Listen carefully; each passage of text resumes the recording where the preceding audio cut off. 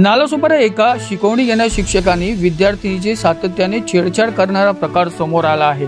असे घोर कृत्य करणाऱ्या शिक्षकाला संताप पालकांनी चांगला चोप दिलेला आहे। राहुल दुबे असे ह्या शिक्षकाचे नाव असून त्याला त्याच्या विरोधात नालासोपारा पोलीस ठाण्यात गुन्हा दाखल करण्यात आला आहे। नालासोपारा पश्चिमेकडे हनुमान मंदिर जवळ असलेल्या IITN अकॅडमी आहे। यात राहुल दुबे केमिस्ट्री विषय शिकवायचे काम करतो। ह्याच अकॅडमी मध्ये शिकवणीसाठी येणारी 16 वर्षीय मुलीची सातत्याने छेड करणारा येत होती। ह्याच घडलेला प्रकार तिने आपल्या आई वडिलांना सांगितला।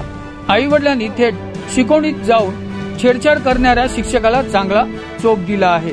या प्रकरणी नालासोपारा पोलिसांनी आरोपीला ताब्यात घेऊन मुलीने दिलेल्या तक्रारीनुसार गुन्हा दाखल करण्यात आला आहे।